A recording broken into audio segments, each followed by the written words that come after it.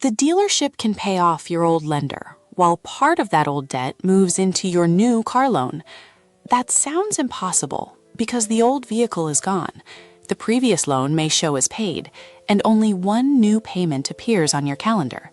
But paid off does not always mean erased. Sometimes it means the old lender received its money, while the unpaid shortfall was moved into the financing for the next vehicle. This is called negative equity, and the basic calculation is simple. Take the current payoff amount on the old loan, then subtract what the vehicle is actually worth as a trade. If the payoff is higher, the difference is negative equity. For a clean illustration, assume the payoff on the old vehicle is $24,000.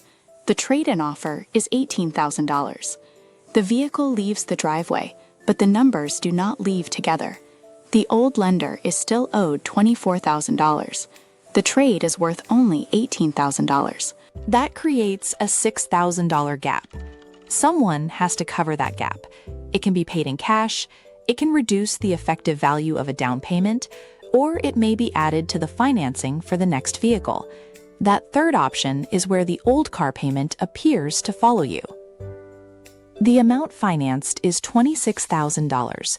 This includes the original purchase price, taxes, and the negative equity from the old car. Now, assume the next vehicle costs $30,000, and the buyer provides $2,000 in cash. To keep the illustration clear, ignore taxes, registration, dealer fees, optional products, and every other contract item for a moment.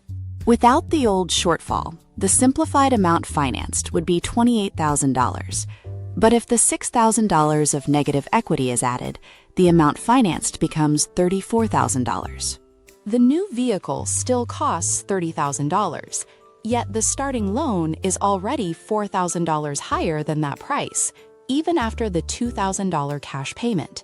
The missing explanation is the $6,000 from the old vehicle. That is the meaning behind two cars, one payment. It does not necessarily mean two separate auto loans remain open.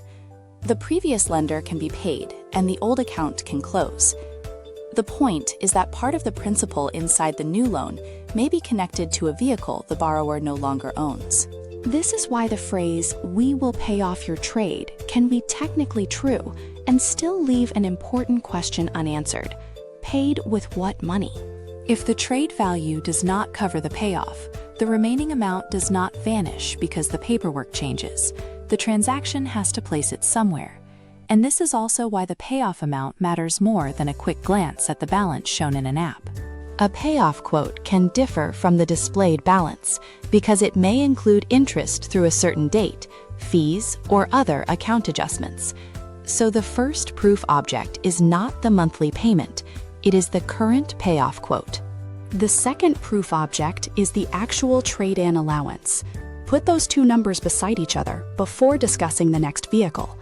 Payoff minus trade value equals the equity position. A positive result means there is a shortfall. A negative result means the vehicle has positive equity that may support the next transaction. But when the result is a shortfall, the conversation often moves quickly to a different number, the monthly payment. That number feels practical. It answers the immediate question of whether the new vehicle fits inside the household budget. But a payment is only the output of several inputs. The amount finance, annual percentage rate, loan term, taxes, fees, optional products, and cash paid at signing can all change the payment. This means two very different contracts can produce monthly payments that look surprisingly close. One may finance less money over a shorter period. Another may finance the old shortfall, add other costs, and stretch repayment across more months. The payment alone cannot tell you which contract you are looking at. Imagine that the buyer in our example wants to keep the payment near the amount paid on the old vehicle. There is nothing automatically improper about discussing an affordable payment. The problem begins when payment becomes the only number being compared. A longer term may make the monthly figure look more manageable, while leaving the buyer responsible for a larger starting balance for a longer period. The buyer may feel that the trade solved the old problem because the old account disappeared, but the new contract can begin with the old shortfall already embedded in it. That creates the midpoint reversal. The monthly payment is not where the old debt is easiest to find. The amount financed is. If the buyer focuses only on the payment, the transfer can feel invisible. If the buyer rebuilds the transaction from the payoff, trade value, cash down, vehicle price, and amount financed, the old balance becomes traceable. And once that transferred amount is visible, a more important question appears. How much does that $6,000 shortfall cost after interest, a longer term, and another round of vehicle depreciation? Start with an assumption. Suppose the $34,000 loan in this example carries an 8% annual percentage rate for 72 months. This is not a quote, an average, or a recommendation. It is only a clean calculation to show what the transferred balance can do. Financing $28,000 at those assumed terms produces a payment of about $491 and total payments of about $35,347. Financing $34,000 at the same rate and term produces a payment of about $596 and total payments of about $42,921. The $6,000 shortfall raises the payment by about $105 a month. Because interest is charged on that added principal, the $6,000 creates roughly $7,574 of additional total payments across the full term. Again, that result belongs only to this example. A real contract can have a different rate, term, tax amount, fee structure, down payment, vehicle value, or payment schedule. The system or rule is what matters. When old debt is added to new principal, the borrower is not merely repaying the old shortfall. The borrower may also pay interest on it. Then depreciation begins. The new vehicle can lose value while the loan balance falls according to its repayment schedule. If the loan starts above the value of the vehicle, the borrower may remain underwater longer. That does not prove the loan will fail. It does mean the transaction has less room for another early trade, a major financial shock, or a sale before the balance falls below the vehicle value. A Consumer Financial Protection Bureau analysis of loans from participating lenders found that loans with financed negative equity had larger average balances, longer average terms, and higher average payments than the comparison groups. In that historical data set, the average payment was $626 when negative equity was financed, compared with $496 for positive equity trade-ins. The same analysis found that those borrowers were more likely to have loans assigned to repossession within 2 years. That is an association, not proof that negative equity alone caused repossession.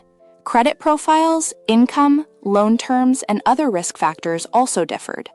Current transaction data show why the issue remains relevant. Edmunds reported that 29.6% of trade-ins toward new vehicle purchases had negative equity in the second quarter of 2026. The average shortfall was $6,884.